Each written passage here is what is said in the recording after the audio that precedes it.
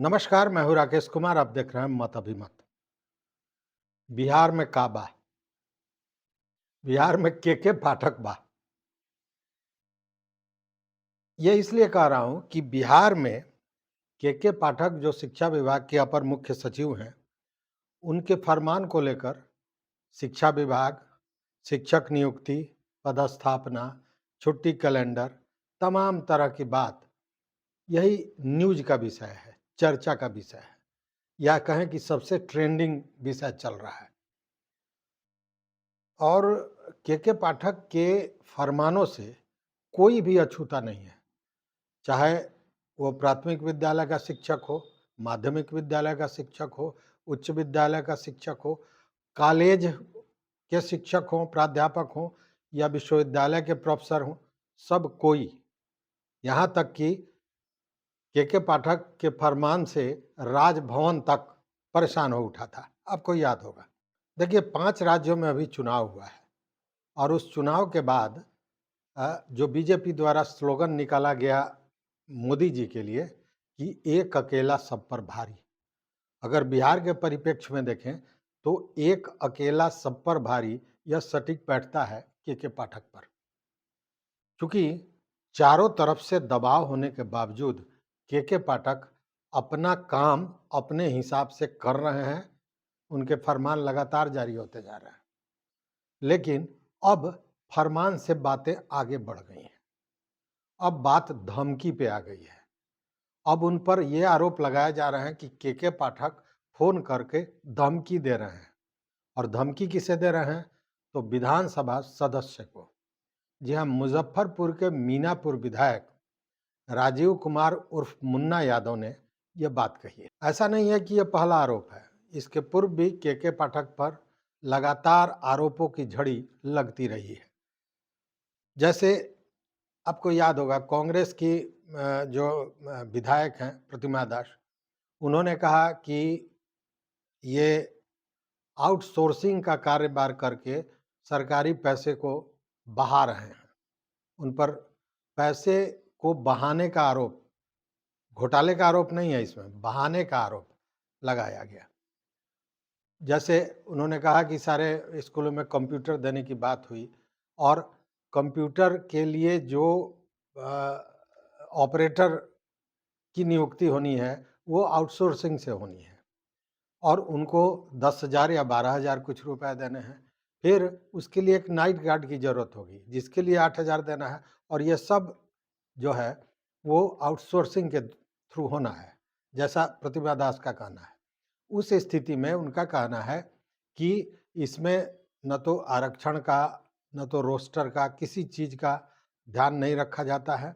दूसरी बात, आउटसोर्सिंग एजेंसियाँ ज़्यादा पैसा लेती हैं और कम पैसे देती हैं, योग्य लोगों को नहीं रखती हैं, चूँकि योग्य ज़्यादा पैसा मांगेंगे। ये सारे आरोप लगाए, लेकिन साथ में यह भी आरोप लगा दिया कि ये भाजपा के एजेंट हैं, ये भाजपा के लिए काम कर रहे हैं और किसके कहने पर काम कर रहे हैं यह जानने की जरूरत है।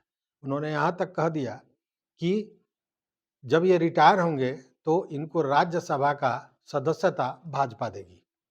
ये तो अभी चल ही रहा है कि सीपीआई के जो विधायक हैं संदीप सौरभ, उन्होंने भी कह दिया कि महागठबंधन की सरकार को कहीं ना कहीं क्षति पहुंचाने के लिए भाजपा के इशारे पर यह काम हो रहा है। और मेंटली कमज़ोर हैं तो मानसिक रूप से बीमार हैं, ये बातें तो लगातार चलती रह रही हैं। उसी तरह अगर देख लें, राजद विधायक रहे पूर्व मंत्री सुधाकर सिंह को, तो उन्होंने कहा कि उनको इतना ही नेतागिरी का शौक है तो वो इस्तीफा दे दें और नेता बन जाए।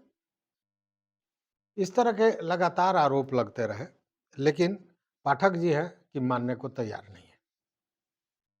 इसके पूर्व भी आपको याद होगा, जब उन्होंने एमएलसी विधायक और फुटाब के महासचिव डॉक्टर संजय कुमार सिंह और फुटाब के ही जो अध्यक्ष, कार्यकारी अध्यक्ष हैं, उनके पेंशन पर रोक लगाया था, तो वो बातें हुई थी, उसका विरोध हुआ था। उसको लेकर सारे वाम दल के जो नेता हैं उन्होंने मीटिंग की थी और एक चार्जशीट तैयार करके मुख्यमंत्री से मिलने के लिए उन्होंने समय भी लिया था, लेकिन अभी तक कोई कार्रवाई हुई नहीं है। इसको लेकर तमाम तरह की बातें होती हैं।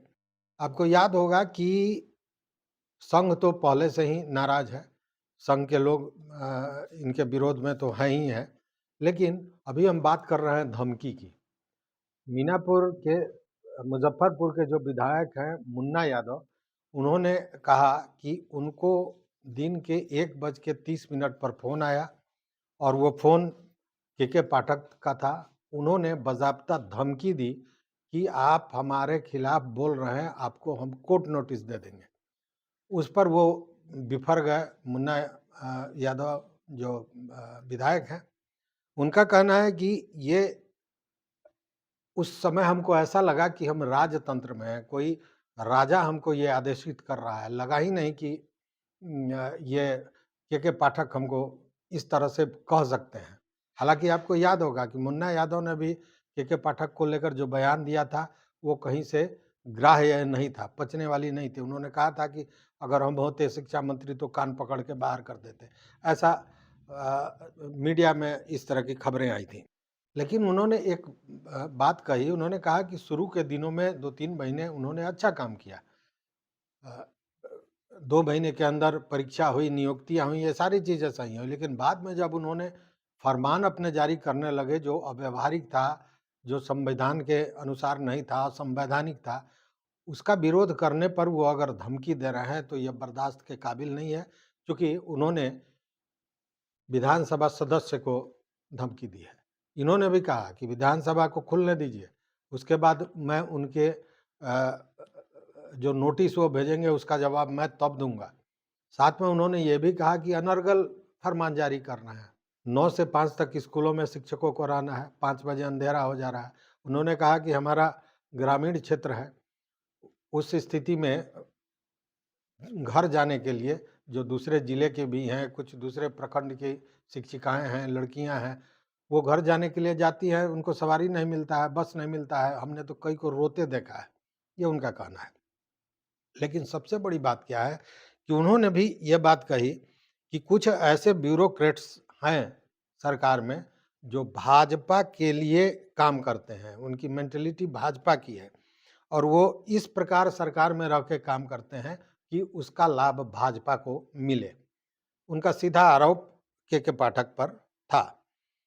उन्होंने कहा कि हम सीएम से आग्रह करेंगे कि जितना जल्दी हो अ, इनको के पाठक को यहाँ से हटाया जाए। इतना ही नहीं, उन्होंने एक और बड़ा आरोप लगा दिया। उन्होंने कहा कि मुस्लिमों के लिए इन्होंने शुक्रवार की छुट्टी की बात की, तो वो ठीक है, चूँकि उस दिन उनके जुम्मा का दिन होता है, वो नमाज़ पढ़ने जाते हैं, उनको समय लगता है, ये बहुत उनके लिए पवित्र दिन होता है, ये ठीक है। लेकिन हिंदुओं की छुट्टी को उन्होंने कम क्यों किया? उनका कहना है कि इसके पीछे उनकी मंशा कहीं न कहीं हिंदू-मुस्लिम के बीच एक वैमनस्य पैदा करने की है, या यूँ कहें कि उनके बीच टकराव पैदा करने की है। कहने का मतलब कि पूरी तरह भाजपा के एजेंडे पर काम कर रहे हैं के पाठक।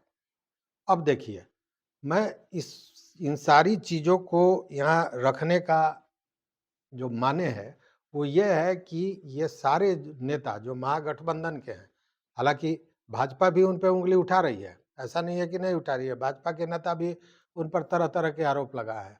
लेकिन वहाँ राजीव कुमार उर्फ मुन्ना यादव विधायक का ये कहना है कि भाजपा के लिए काम कर रहे हैं, लेकिन भाजपा के लोग ये थोड़ा कहेंगे कि ये हमारे लिए काम कर रहे हैं, क्योंकि उस स्थिति में तो इनको हट जाना पड़ेगा।